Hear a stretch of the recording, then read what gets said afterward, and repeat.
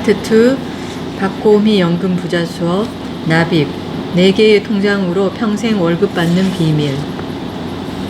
챕터 3 연금 부자의 시작 4개의 절세 통장. 노후에 필요한 돈이 얼마인지 알았는데 그럼 어떻게 모아야 할까요? 앞서 우리는 노후 자금으로 최소 3억에서 5억 원이 필요하다는 것을 알았습니다. 그렇다면 이 목표를 어떻게 달성할 수 있을까요? 단순히 은행 예금으로 모으려면 매달 얼마를 저축해야 할지 생각만 해도 답답해집니다. 다행히 우리에게는 더 현명한 방법이 있습니다. 가장 효과적인 방법은 연금저축펀드, IRP, ISA 등을 활용해 4개의 통장을 만드는 것입니다. 이 통장들은 단순한 저축 수단이 아니라 세제 혜택을 극대화하면서 장기적인 복리 효과를 누릴 수 있게 해주는 강력한 노후 준비 도구입니다. 이 장에서는 4개의 통장 활용법과 월 투자 금액별 운용 방법을 상세히 안내하겠습니다. 평생 월급처럼 따박따박 들어오는 안정적인 현금 흐름, 이것이 바로 연금 부자가 되는 첫걸음입니다. 평범한 직장인도 가능한 4개의 통장 설계법. 국민연금만으로는 노후 준비가 부족하고 은퇴 후 최소 3억에서 5억 원 정도의 자산이 필요하다는 것을 알았습니다. 그렇다면 이 금액을 어떻게 효율적으로 모을 수 있을까요? 단순히 저축만으로는 한계가 있습니다. 세제 혜택을 극대화하고 장기 복리 효과를 활용하는 체계적인 전략이 필요하죠. 이때 필요한 것이 바로 4개의 통장 전략입니다. 이는 다음과 같은 계좌들로 구성됩니다. 세제 공제를 받는 연금저축펀드, 세액 공제를 받지 않는 연금저축펀드, 저축 IRP, ISA 이렇게 4개의 통장입니다. 이를 전략적으로 활용하면 세제 혜택을 극대화하면서 노후 자금을 효율적으로 관리할 수 있습니다. 이 계좌들이 왜 필요한지, 각각의 특성은 무엇인지 자세히 알아보겠습니다. 세제 혜택 극대화를 위해 통장을 분리하라. 노후를 위한 투자에서 적극적으로 활용해야 할 수단은 세제 혜택입니다. 연금저축과 IRP의 경우 납입 시에는 세제 공제 혜택을, 운영 중에는 과세 이연 혜택을, 수령 시에는 저율 과세 혜택을 적용합니다. 이러한 세제 혜택을 최대한 활용하려면 계좌를 나눠서 운영하는 것이 중요하죠. 연금저축은 연간 600만 원까지, IRP는 추가로 300만 원까지 세액 공제 혜택을 받을 수 있습니다. 또는 IRP만으로 연간 900만 원까지 세액 공제를 받는 것도 가능합니다. 연소득에 따라 13.2에서 16.5%의 세액 공제율이 적용되므로 최대 148만 5천 원의 세금을 절약할 수 있습니다. 하지만 세액 공제 한도인 900만 원을 초과해서 납입하고 싶다면 어떻게 해야 할까요? 이때 필요한 것이 통장 2에 해당하는 세액 공제를 받지 않는 연금저축입니다. 세액 공제를 받지 않는 대신 인출할 때 세금 부담이 없는 계좌이죠.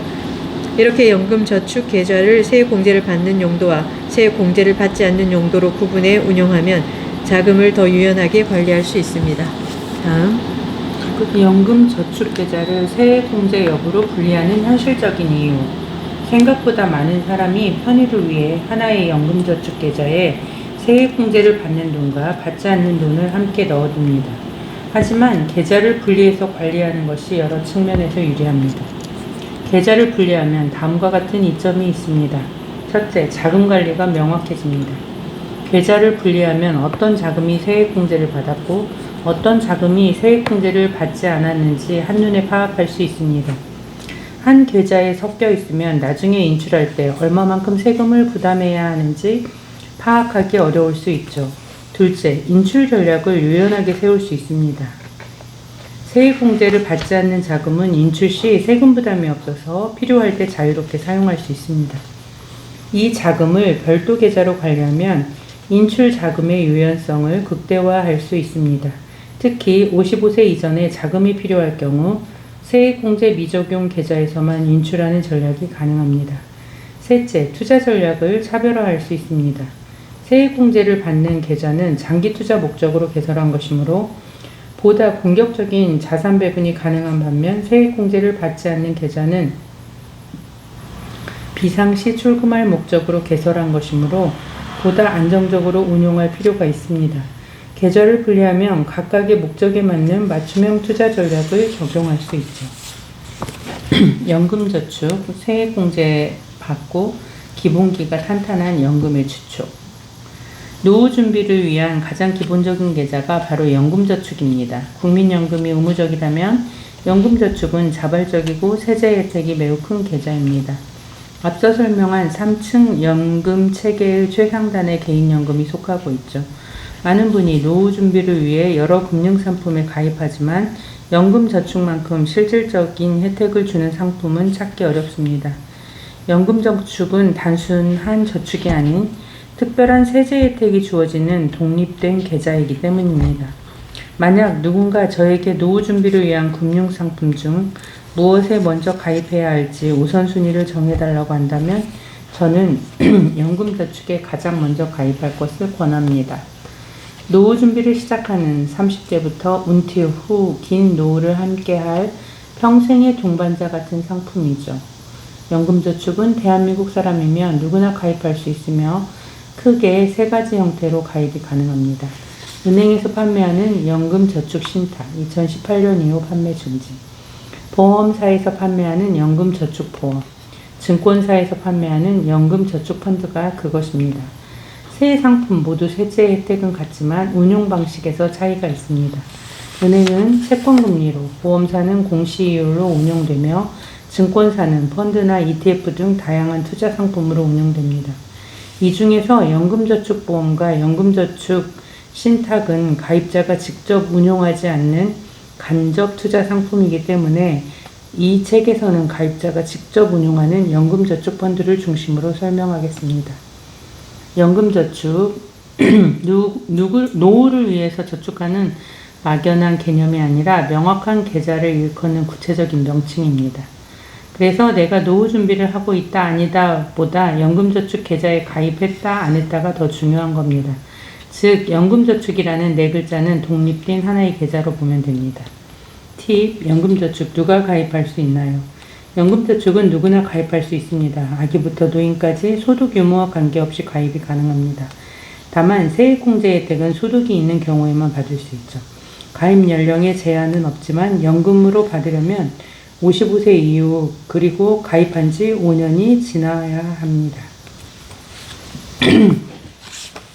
최대 16.5%의 수익을 보장하는 연금저축의 3가지 매력.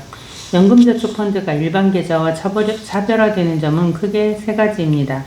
첫째, 강력한 세제 혜택입니다. 연금저축에 납입한 금액에 대해 연소득 5,500만 원 이하라면 16.5%, 5,500만 원 초과라면 13.2%의 세액공제를 받을 수 있습니다. 예를 들어 연소득 5천만 원인 사람이 연간 600만 원을 연금저축에 납입하면 연말정산 시 99만 원을 세금에서 돌려받게 되죠. 이는 투자를 시작하자마자 즉시 16.5%의 수익을 얻는 것과 같습니다. 둘째, 투자 수익에 대한 과세 이연 혜택입니다. 일반 투자라면 수익이 발생할 때마다 15.4%의 이자소득세를 납부해야 하지만 연금저축은 연금 수령 시점까지 과세가 미뤄집니다. 더욱이 연금 수령 시에는 연금 소득세율만 적용됩니다. 55에서 69세는 5.5%, 70에서 79세는 4.4%, 80세 이상은 3.4%로 수령 시기를 늦출수록 세율이 낮아집니다.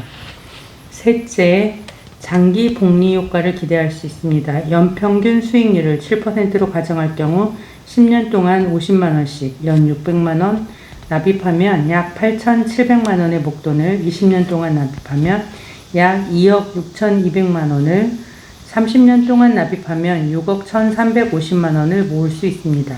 이는 원금 총액 10년 6천만 원, 20년 1억 2천만 원, 30년 1억 8천만 원과 비교할 때 복리 효과의 힘을 보여줍니다. 투자 가능 자산의 범위도 매우 넓습니다. 연금저축펀드의 가장 큰 장점 중 하나는 다양한 펀드에 투자할 수 있다는 점입니다.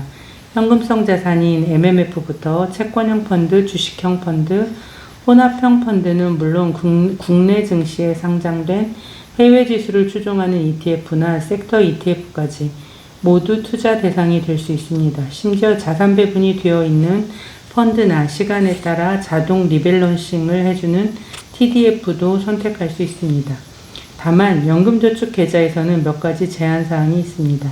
레버리지나 인버스와 같은 파생상품 구성펀드나 ELS 주가연계증권은 매수가 불가능합니다.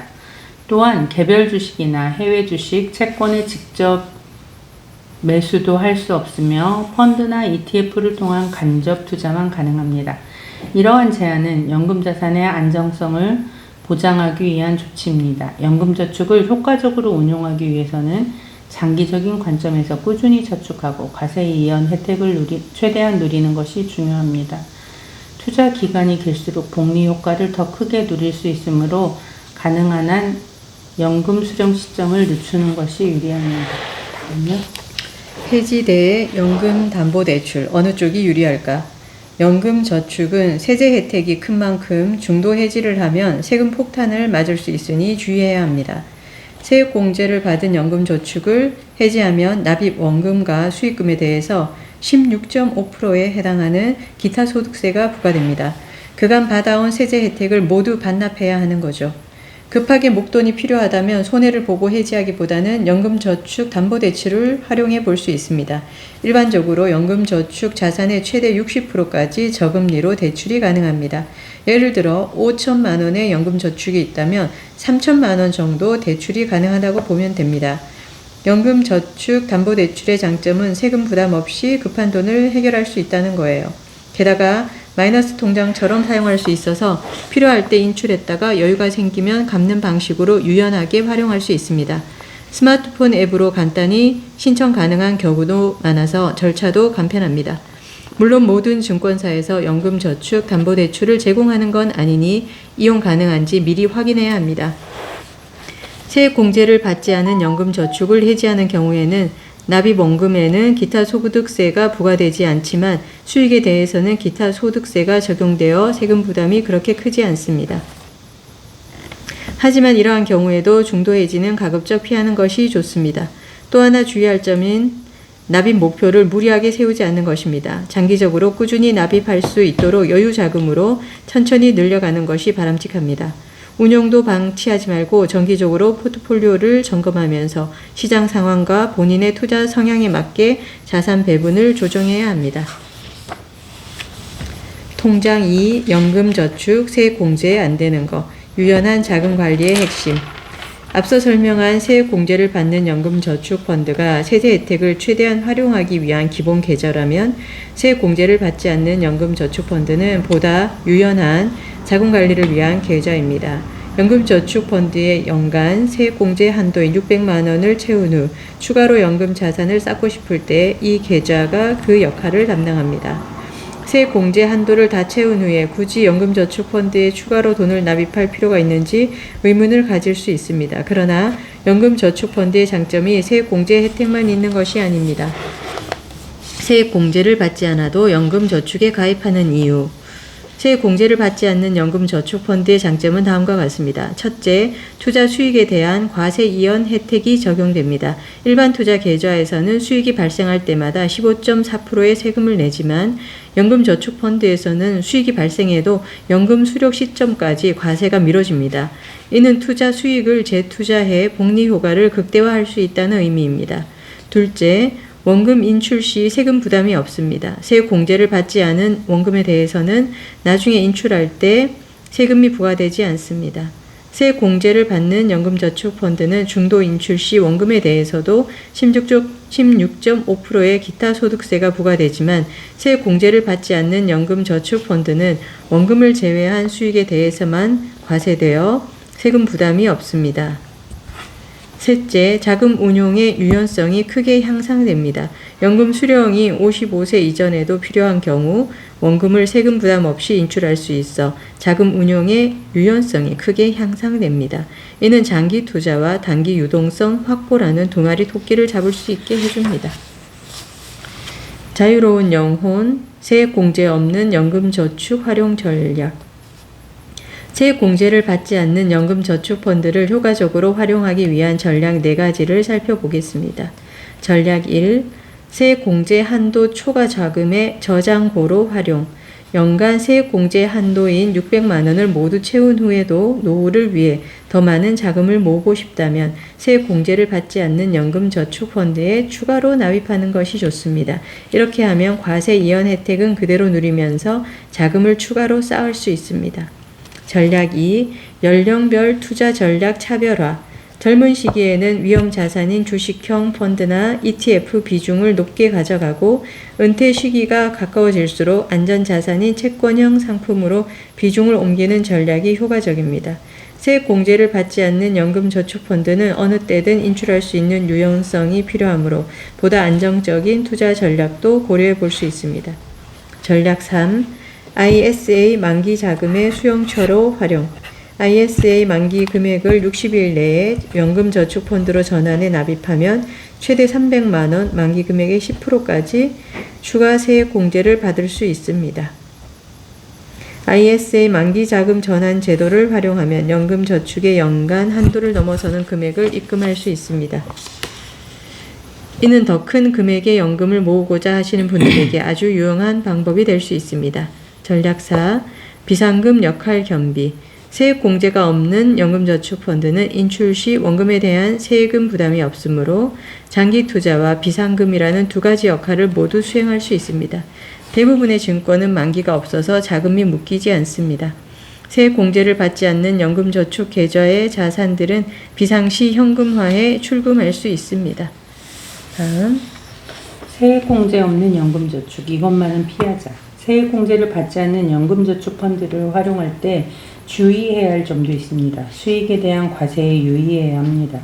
원금은 세금 없이 인출할 수 있지만 투자로 발생한 수익 부분에 대해서는 중도 인출 시 16.5%의 기타 소득세가 부과됩니다. 따라서 가능하면 55세 이후 연금으로 수령하는 것이 세금 측면에서 유리합니다. 연금 수령의 세제 혜택도 적극 활용해야 합니다. 55세 이후 연금으로 수령하면 3.3에서 5.5%의 자율과세 혜택을 받을 수 있으므로 가능하면 중도 인출보다는 연금 수령을 선택하는 것이 좋습니다. 특히 수익 비중이 높을수록 이 혜택의 가치가 커집니다. 계좌 관리의 복잡성에도 주의가 필요합니다. 세액공제를 받는 연금저축과 세액공제를 받지 않는 연금저축을 별도로 관리하면 초기에는 다소 번거로울 수 있습니다. 하지만 장기적으로는 자금관리의 명확성과 인출 전략의 유연성 측면에서 큰 장점이 됩니다. 통장 3. 저축 IRP. 연금을 효율적으로 관리하는 절세 통장. 저축 IRP는 노후를 위한 4개의 통장 전략 중 세 번째 핵심 계좌입니다.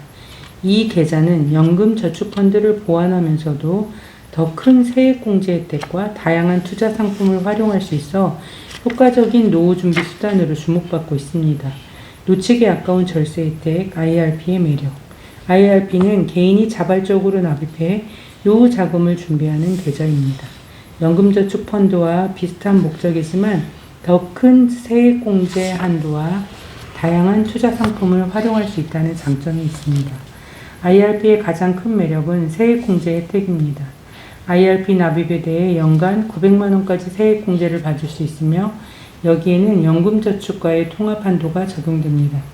예를 들어 연금저축펀드에 이미 600만 원을 납입했다면 IRP를 통해 추가로 300만 원까지 세액공제 혜택을 받을 수 있습니다. 세액공제율은 가입자의 소득 수준에 따라 다음과 같이 차등 적용됩니다. 5,500만 원 이하 연금저축 플러스 IRP는 납입한도가 1,800만 원, 5,500만 원 초과는 납입한도는 똑같이 1,800만 원, 세액공제 대상은 똑같이 600만 원, 900만 원인데 세액공제율이 달라져서 16.5%, 13.2%로 차이가 나고 금액으로는 148.5만 원을 5,500만 원 이하에서는 받을 수 있고 5,500만 원 이상에서는 118.8만 원이 됩니다. 그리고 종합소득 공제 후 4,500만 원 이하면 1,800만 원에 900만 원 똑같네. 이거는 4,500만 원 초과는 1,800만 원, 600만 원. 세율이 달라지는 거예요. 세액공제율이. 이를 구체적인 사례로 살펴보겠습니다. 근로소득 7천만 원인 가입자가 IRP에 900만 원을 납입한 경우 세액공제율은 13.2%이고 세액공제 환급금은 900만 원에 대해서 13.2% 118만 8천 원이 절세 효과가 있습니다. 종합소득세 4천만 원인 가입자가 IRP에 900만 원을 납입하는 경우 세액공제율은 16.5%이고 세액공제 환급금은 900만 원 곱하기 16.5%로 148만 5천 원의 절세 효과가 있습니다. 이렇듯 소득 수준에 따라 최대 148만 5천 원까지 세금을 절약할 수 있으며 이는 실질적으로 가입자의 노후자금 형성에 큰 도움이 됩니다. 게다가 IRP 납입금은 세액공제와 더불어 복리효과를 통해 증식되므로 노후 준비를 위한 효과적인 금융상품이라고 할 수 있습니다. IRP는 특히 세금 부담이 큰 40에서 50대 고소득자에게 유용합니다. 소득이 늘어나고 세금 부담이 커지는 시기에 IRP를 활용하면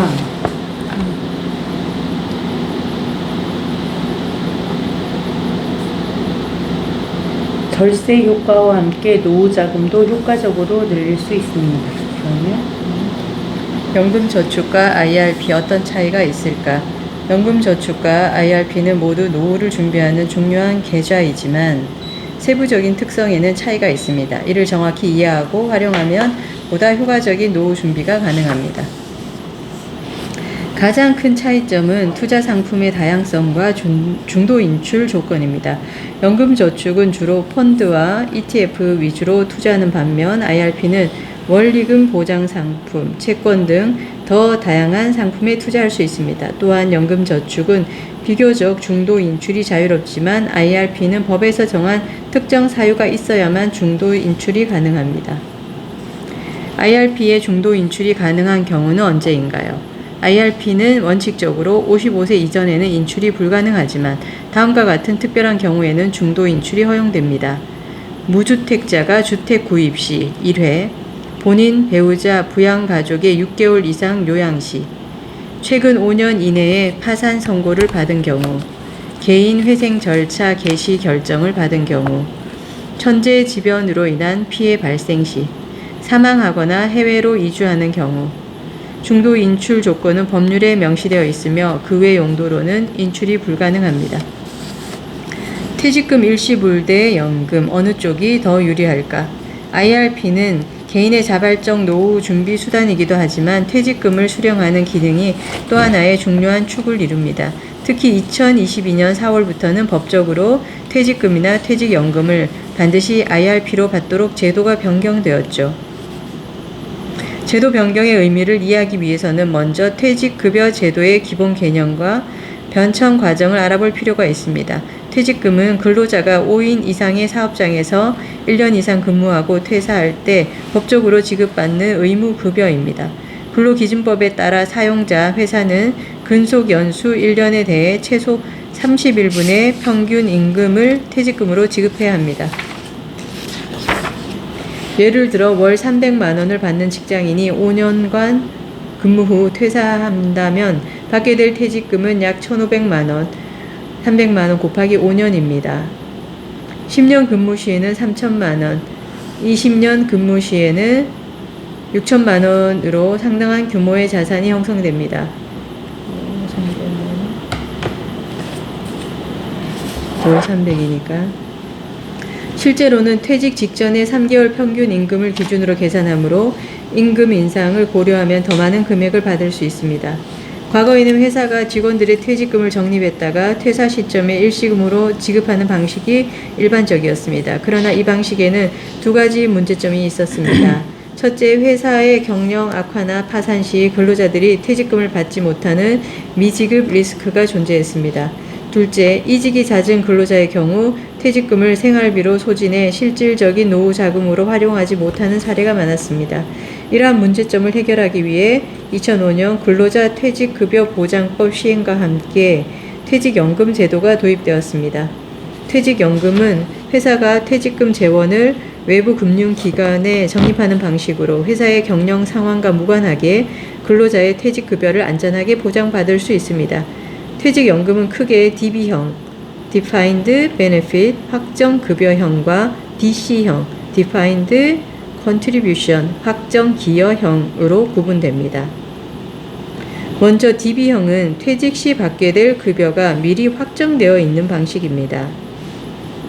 근로자가 퇴직 시 받는 금액은 최종 3개월 평균 임금 곱하기 근속 연수로 계산되며 이 금액은 법적으로 보장됩니다. 가장 중요한 특징은 운영 결과에 따른 모든 리스크를 회사가 부담한다는 점입니다. 시장 상황이 좋지 않아 운영 수익률이 저조하더라도 회사는 약속된 퇴직급여를 보장해야 합니다. 반대로 수익이 난 경우도 운영 수익은 회사에 귀속됩니다. DC형은 회사가 매년 납입할 금액만 정해져 있고 연간 임금 총액의 12분의 1 이상 그 이후의 운용은 근로자가 직접 관리합니다. 근로자는 본인의 퇴직연금 계좌에 입금된 부담금을 여러 금융상품, 예금, 펀드, ELS 등에 자유롭게 투자할 수 있습니다. 이 경우 운용 결과에 따른 수익과 손실 모두 근로자 본인의 몫이 됩니다. 즉 좋은 투자 결정으로 높은 수익을 얻을 수도 있지만 반대로 손실이 발생할 경우 그 책임도 온전히 근로자에게 있습니다. 근로자는 회사가 어떤 제도로 퇴직금을 운용했든 퇴사 이후에는 IRP로 퇴직연금을 이전받게 됩니다. 이때 반드시 연금으로만 수령할 필요는 없으며 일시금으로 한 번에 받거나 연금 형태로 나눠 받는 것 모두 가능합니다. 현재 퇴직연금 수령 실태를 보면 2022년 기준으로 수령자의 93%가 일시금을 선택하고 연금 형태로 수령하는 사람은 7%에 불과합니다. 이는 많은 근로자가 퇴직금의 장기적 가치를 충분히 활용하지 못하고 있음을 시사하죠. 퇴직 IRP는 개인의 인생에서 상당히 중요한 자산입니다.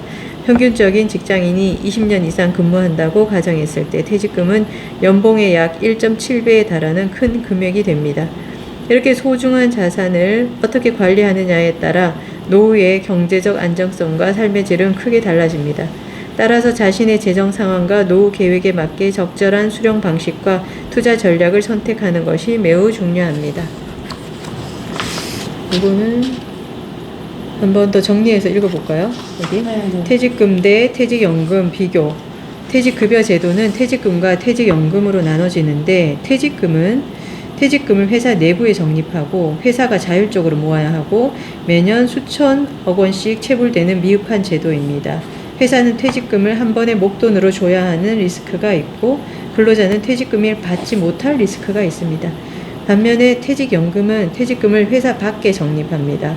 회사는 매년 일정 금액을 적립해야 하고 근로자가 퇴직하면 금융기관을 통해 수령합니다. 체불을 원천 봉쇄할 수 있는 선진화된 제도이고 은퇴 시 목돈으로 받거나 연금으로 받거나 선택이 가능합니다. 다음 저축 IRP와 퇴직 IRP 계좌를 반드시 분리해야 하는 이유. 연금저축을 두 개로 나누어 관리하듯 IRP도 개인연금과 퇴직연금을 구분해 저축 IRP와 퇴직 IRP로 구분해 관리할 필요가 있습니다. 편의를 위해 하나의 IRP에 개인연금과 퇴직금을 한꺼번에 적립하는 분들이 있는데 자금 출처와 목적 그리고 세금 처리 방식이 다르기 때문에 반드시 별도로 관리해야 합니다. 저축 IRP는 내가 직접 돈을 납입하는 계좌입니다. 세액공제를 받기 위해 연간 최대 900만원, 연금저축 600만원을 채웠을 경우 300만원까지 납입할 수 있으며 노후를 위한 추가 저축수단으로 활용됩니다. 퇴직 IRP는 회사에서 퇴직할 때 받는 퇴직금이 들어오는 계좌입니다. 퇴직금은 근속연수와 퇴직 당시 급여에 따라 결정되며 이 금액이 한꺼번에 퇴직 IRP로 이체됩니다. 두 계좌를 분리해야 하는 이유는 다음과 같습니다. 세금 처리의 차이. 퇴직 IRP에 들어오는 돈은 퇴직소득세가 적용됩니다. 증권사는 이 퇴직금이 들어올 때 퇴직소득 원천징수 서류를 처리해야 하며 돈의 꼬리표에 맞게 세금을 계산합니다. 반면 저축 IRP는 일반 연금저축과 유사한 세액공제 혜택을 받습니다. 두 계좌를 분리하면 각각의 자금 흐름과 세제 혜택을 명확히 파악할 수 있습니다. 퇴직금과 개인저축금을 한데 관리하면 나중에 연금 수령 시 세금 계산이 복잡해질 수 있습니다. 연금 수령 시점의 차이. 퇴직 IRP는 55세가 지나도 자동으로 연금 수령 가능 기간이 계산되지 않습니다. 반드시 수령 신청을 해야 그때부터 시계가 돌아가기 시작합니다. 반면 일반 연금저축이나 저축 IRP는 55세가 지나면 자동으로 시간이 흐르며 수령 가능 기간이 계산됩니다. 투자 전략의 차이. 퇴직 IRP에는 상대적으로 큰 목돈이 한꺼번에 들어오기 때문에 안정적인 수익 전략이 적합합니다. 반면 저축 IRP는 소액으로 꾸준히 납입하는 경우가 많아 더 적극적인 투자를 실행할 수 있습니다. 한 사람이 여러 증권사의 IRP 계좌를 개설할 수 있습니다. 다만 각 증권사당 하나의 IRP 계좌만 보유 가능합니다. 따라서 퇴직할 때는 기존의 계좌와 별도로 새로운 증권사의 퇴직 IRP를 개설해 퇴직금을 받는 것이 유리합니다. 저축 IRP와 퇴직 IRP 비교. 저축 IRP는 자금의 출처는 개인 자발적 납입이고요. 퇴직 IRP는 회사 퇴직금이 이전되는 퇴직 IRP입니다. 납입 혜택은 세액공제 13.2에서 16.5%가 저축 IRP에 있고요. 퇴직 IRP는 이미 퇴직소득세 적용된 자금입니다. 중도해지 시에 기타 소득세 16.5%를 부과하고 퇴직 IRP는 퇴직소득세만 납부합니다. 연금 수령은 연금소득세 3.3에서 5.5%를 떼고 하고요. 퇴직 IRP는 퇴직소득세의 30에서 40%를 감면합니다. 납입 한도는 저축 IRP는 연 1,800만 원이고요. 퇴직 IRP는 제한이 없습니다.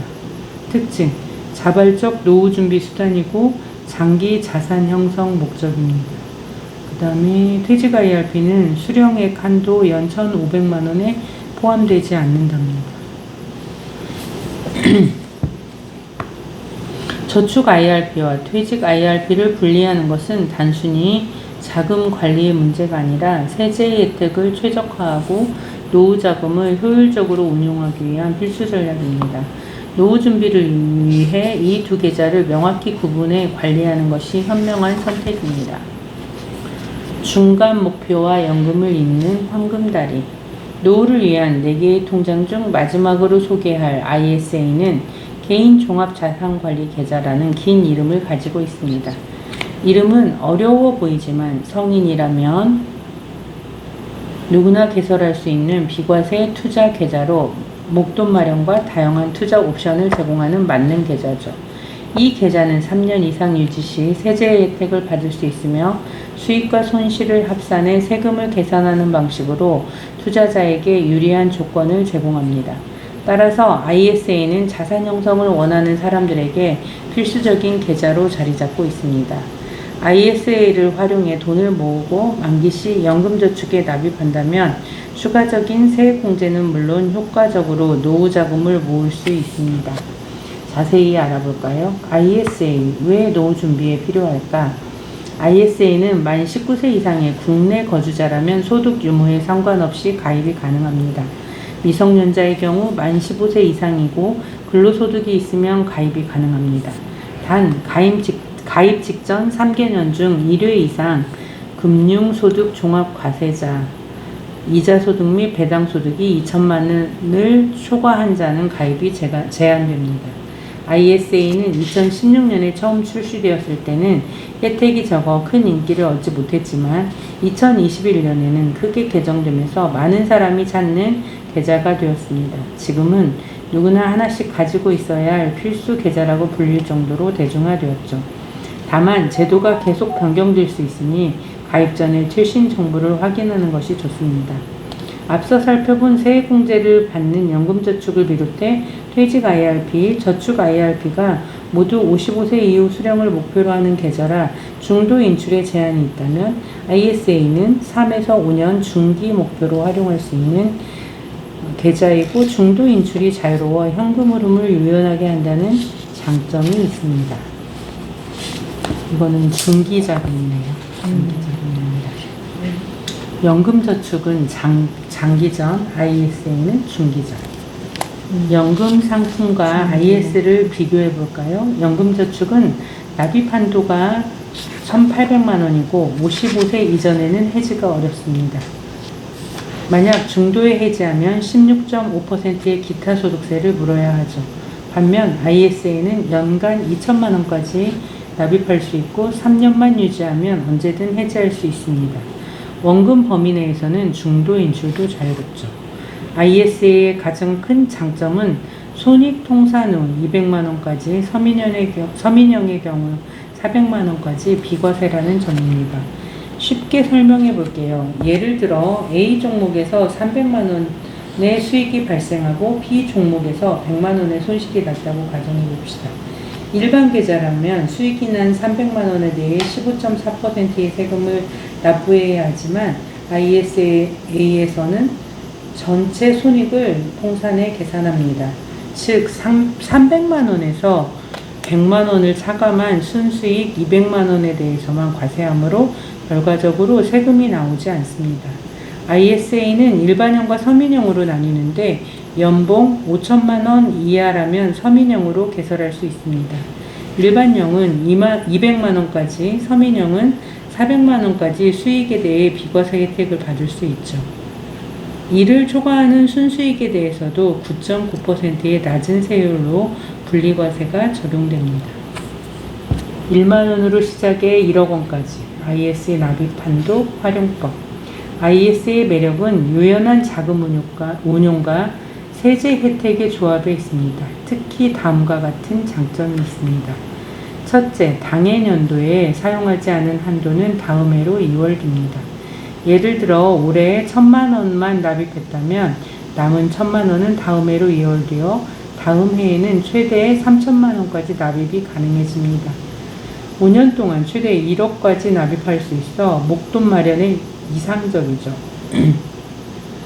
둘째, 적은 금액으로도 시작할 수 있습니다. 당장 투자할 여유가 없더라도 단돈 1만 원이라도 넣어두면 계좌의 시계가 돌아가기 시작합니다. 이렇게 시작해두면 몇 년 후 여유 자금이 생겼을 때 2월 된 연간 납입 한도를 모두 활용할 수 있습니다. 셋째, 의무가입 기간이 짧습니다. 의무가입 기간은 3년뿐이며 3년 이후에는 언제든지 해지가 가능합니다. 만기는 계좌 개설 시 최대로 설정해도 되는데 이는 단지 계좌를 이용하고자 하는 기관을 의미할 뿐이며 만기는 연장 가능합니다. 넷째, 중도 인출이 자유롭습니다.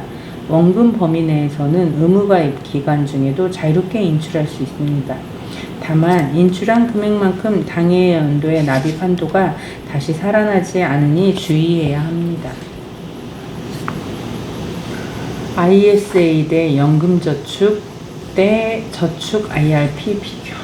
ISA는 중기 목돈 마련이고요. 연금저축과 저축 IRP는 노후자금 마련이 목표입니다. 장점은 IS는 다양한 투자가 가능하고 비과세 플러스 분리과세 혜택, 그리고 유동성이 좋습니다. 그리고 연금저축과 저축 IRP는 세액공제 혜택이 있고 과세 이연이 되는 점이 있고, 연금저축은 ETF 등 투자가 자유로워요. 그리고 담보대출도 가능하고, 이거는 자산의 한 60% 정도를 이렇게 쌓으면 좋다고 하는 의미인 것 같아요.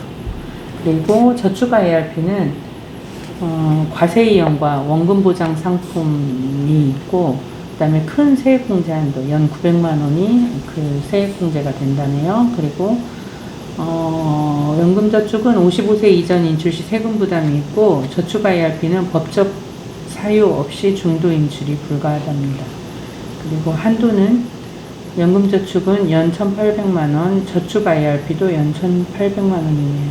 세액강 공제는 연금저축은 600만 원까지, 저축 IRP는 연금저축 한도 포함해서 900만 원이래요. IS 계좌는 반드시 중개형으로. ISA 계좌에는 신탁형, 일임형, 중개형 세 가지가 있지만 저는 증권사에서 중개형으로 개설하는 것을 추천합니다. 은행의 신탁형보다는 선택할 수 있는 투자 상품이 더 다양하고 일임형보다 수수료가 저렴하기 때문이죠. 신탁형과 중개형은 비슷해 보이지만 미묘한 차이가 있습니다. 신탁형은 예적금을 할 수 있지만 주식 투자는 불가능합니다. 반면 중개형은 예적금 대신 개별 채권부터 주식 투자까지 가능하죠. 투자의 자유도가 훨씬 높습니다.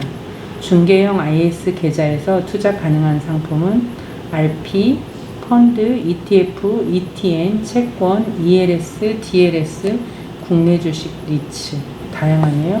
이렇게 다양한 상품을 한 계좌에 자유롭게 담을 수 있는 것이 중개형의 가장 큰 장점입니다.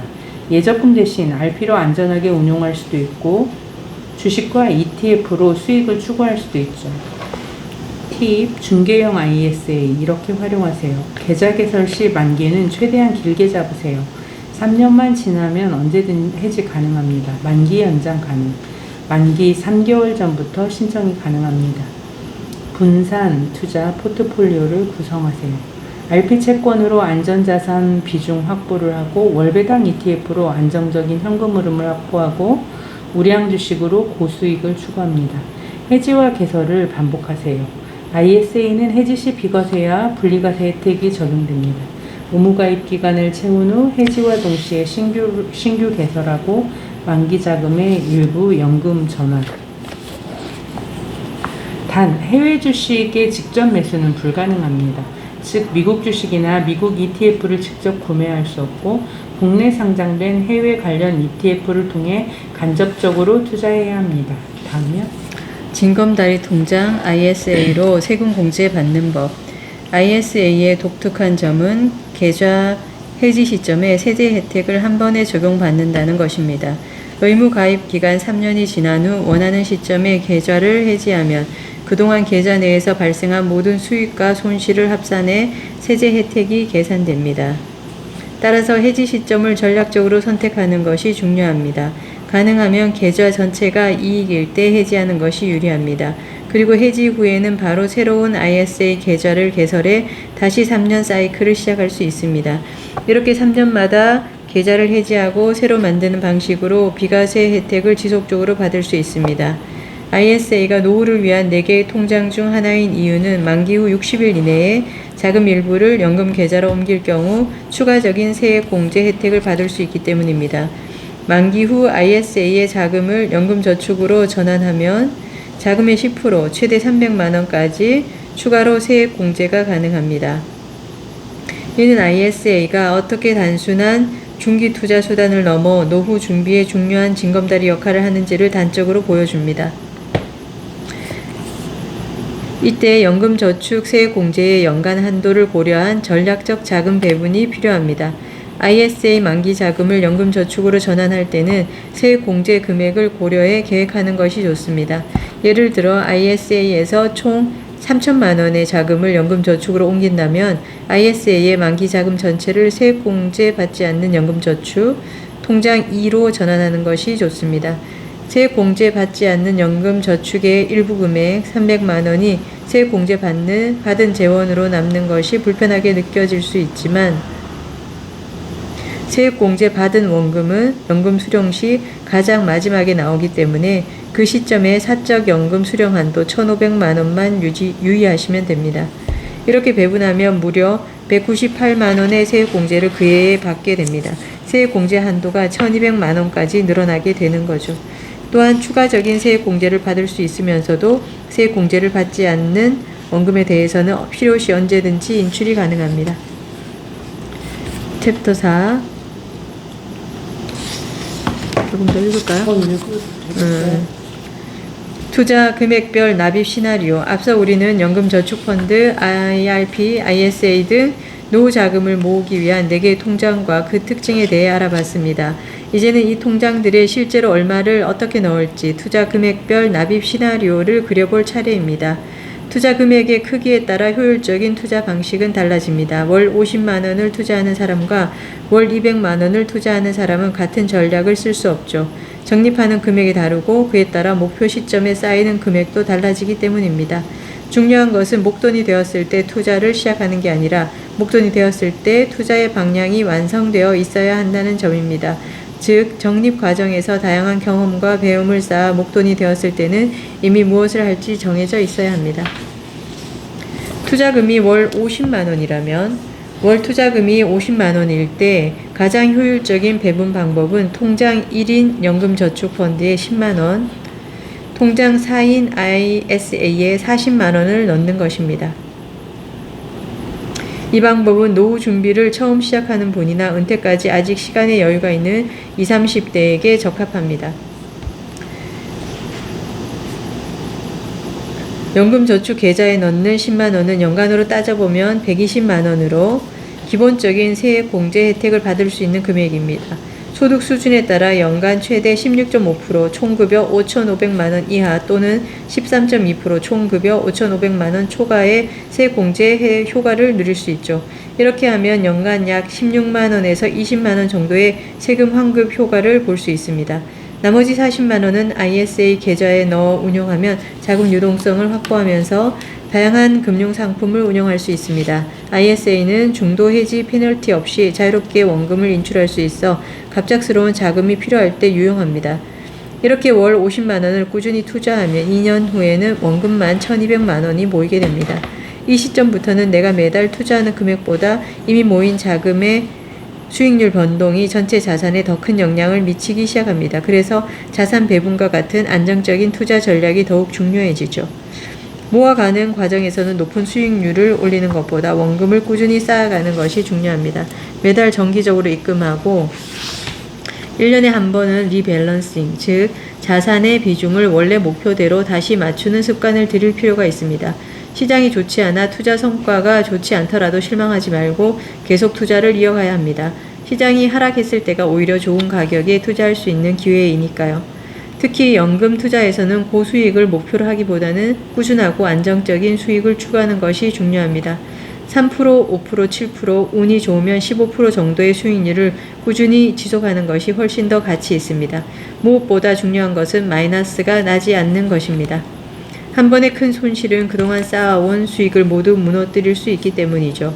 예를 들어 50%의 높은 수익이 났더라도 그 다음에 마이너스 수익이 나오면 평균적으로 봤을 때 자산이 그다지 증가하지 않거나 오히려 감소할 수 있습니다. 그렇기 때문에 연금 계좌에서는 낮더라도 꾸준한 수익률을 내는 안정적인 투자 전략을 선택하는 것이 현명합니다. 잃지 않는 투자가 장기적으로 더 큰 자산을 만들어내는 비결입니다.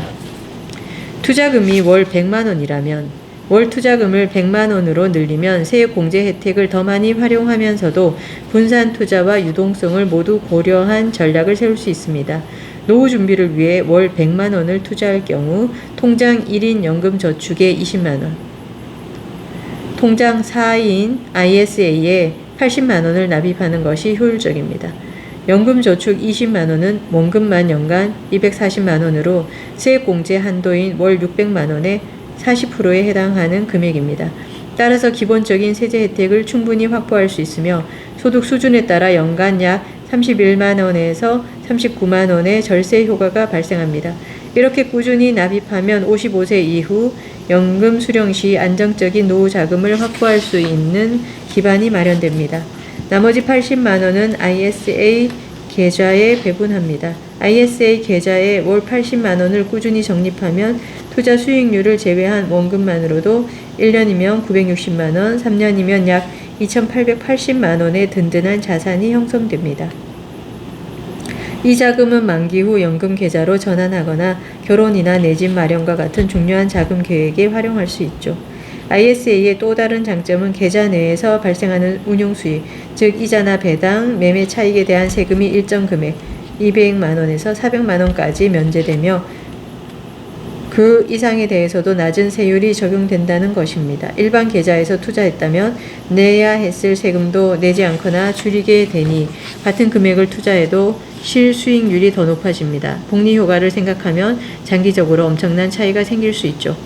이처럼 ISA의 투자금의 대부분을 배분하는 전략적 이유는 자금의 유연성 확보에 있습니다.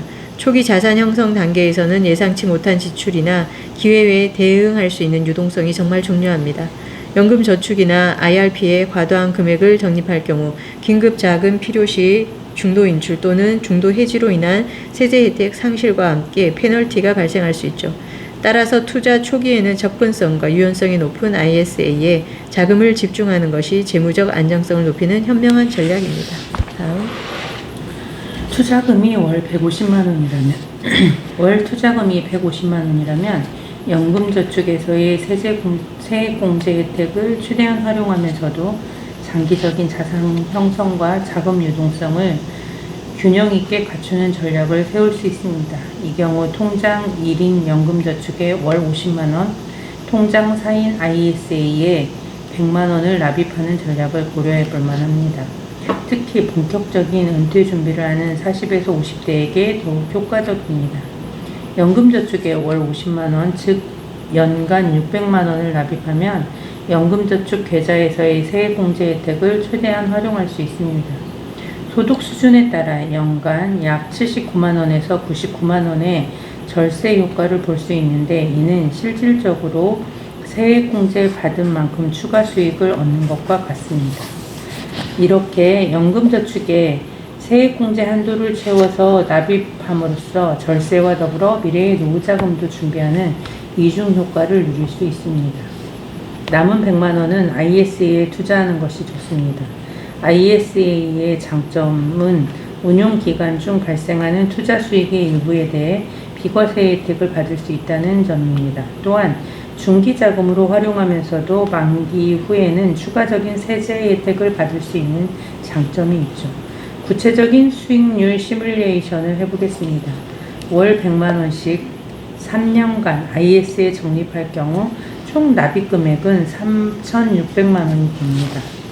여기에 연평균 5%의 수익률, 아주 보수적인 가정이죠,를 적용하면 최종 금액은 약 3,891만원으로 늘어납니다. 중요한 점은 291만원의 투자 수익에 대해서는 일반형의 경우 200만원까지, 서민형의 경우 모두 비과세라는 점입니다. 일반 계좌에서 투자했다면 약 70만원 정도의 세금을 내야 하죠. 이렇게 형성된 목돈은 다양한 방법으로 운용할 수 있습니다. 제가 추천하는 방법은 이 자금을 연금저축으로 전환해 세액공제 혜택을 추가로 받는 것입니다. ISA에서 연금저축으로 전환 시 자금의 10% 최대 300만원까지 추가 세액공제가 가능하므로 3,891만원 모두 연금 전환하면 추가 세액공제를 최대로 받을 수 있습니다. 참고로 편리한 계좌관리를 위해 연금 전환은 세액공제를 받지 않는 연금저축에 넣는 것이 좋습니다. 여기서 한 가지 더 고려해야 할 점이 있습니다. 바로 자금의 유동성 문제입니다. 통장이인 세액공제를 받지 않는 연금저축은 ISA처럼 언제든 중도 인출이 가능하다는 겁니다. 연금전환 시 세액공제를 받은 300만원은 제외, 급한 자금이 필요할 때 페널티 없이 꺼내 쓸 수 있죠. 이는 전체 투자 전략에서 매우 중요한 안전장치 역할을 합니다. 결국 이러한 전략을 통해 자금 중 일부는 추가 세액공제 혜택을 받고 남은 대부분의 자금은 필요시 유연하게 활용할 수 있어 자금 운용의 효율성을 높일 수 있습니다. 동시에 세제 혜택은 최대한 활용하면서도 급박한 상황에 대비한 유동성까지 확보하는 균형 잡힌 포트폴리오를 구성할 수 있습니다. 다음요. 투자금이 월 200만원이라면, 월 투자금이 200만원이라면 더 체계적인 노후 준비 전략을 세울 수 있습니다. 세액 공제 혜택도 최대한 활용하면서 다양한 계좌를 통해 자산을 효율적으로 배분할 수 있는 여력이 생깁니다. 매달 200만원을 투자할 경우 가장 효율적인 배분 전략은 통장 1인 연금저축에 50만원, 통장 3인 저축 IRP에 25만원, 통장 4인 ISA에 125만원을 각각 납입하는 것입니다. 이렇게 세 계좌를 균형 있게 활용하면 세제 혜택과 유동성, 장기 자산 형성까지 모두 잡을 수 있죠. 연금저축에 월 50만원을 꾸준히 납입하면 원금만 연간 600만원이 적립됩니다. 연금저축 세액공제 한도가 연 600만원이므로 세액공제 혜택을 최대치로 받을 수 있죠. 이렇게 연금저축의 세액공제 한도를 채워 납입함으로써 소득 수준에 따라 연간 79만 2천원에서 99만원의 세금을 절약할 수 있으니 이것만으로도 상당한 재테크 효과를 얻는 셈이죠. 게다가 노후 자금도 동시에 준비하니 일석이조입니다. IRP에는 월 25만원을 배정해 연간 300만원을 적립합니다. IRP도 세액공제 혜택을 제공하므로 연금저축과 함께 활용하면 더욱 효과적인 노후 준비가 가능합니다. 단 회사에서 퇴직금을 받는 용도로 활용되는 퇴직 IRP 계좌만은 반드시 분리해서 관리해야 합니다. 세금 처리 방식이 다르기 때문이죠.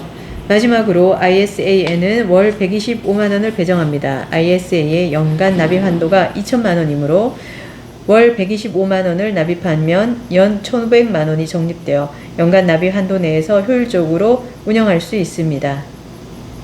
사실 여건이 된다면 ISA 연간 납입 한도인 2천만 원을 최대한 채워서 납입하는 것이 더 좋아요. 비과세 혜택을 최대한 활용할 수 있으니까요. 앞서 말했듯이 ISA는 중기 자금으로 활용하기 정말 좋은 계좌입니다. 또한 만기가 되면 적립된 금액을 연금저축으로 전환해 추가적인 세액공제 혜택을 받을 수 있습니다. 이때 역시 기억할 점은 마찬가지로 전환 자금을 세액공제를 받지 않는 연금저축, 통장 2로 전환하는 겁니다. 이렇게 하면 세제 혜택과 유동성을 모두 확보할 수 있습니다. IRP의 경우 퇴직금은 퇴직소득세가 적용되는 반면 개인 납입금은 연금소득세가 적용됩니다. 계좌를 분리하지 않으면 연금 수령 시 복잡한 세금 계산이 필요하고 중도 인출 시 퇴직금과 개인 납입금의 구분이 어려워져 세금 측면에서 불리해질 수 있습니다. 월 200만 원을 꾸준히 투자할 경우 약 6개월 만에 원금만 1,200만 원이 됩니다. 정말 빠른 속도로 자산이 쌓이는 거죠. 이 시점부터는 투자 전략이 더욱 중요해지므로 연금저축과 IRP는 장기적 관점에서 ISA는 중기적 관점에서 자산을 배분하고 관리하는 것이 좋습니다. 이와 함께 정기적인 납입 계획을 세우는 것이 중요합니다. 매달 일정 금액을 자동이체로 설정해두면 당월 투자를 놓칠 일이 없고 납입의 일관성을 유지할 수 있습니다. 또한 보너스나 성과급과 같은 추가 수입이 있을 때는 ISA에 일시납으로 추가 납입해 비과세 혜택을 더 많이 받는 전략도 고려해 볼 수 있습니다. 여기까지 할까요? 이게 많이 읽었다. 그 파트를 하나를 다 읽었어. 사전이 쪼매난 그 핸드북 같이 나와가지고 ISA, IRP 요런 거를 딱 용어가 따로 있으면은 찾으면서 하면은 좋을 것 같아요. 여기까지.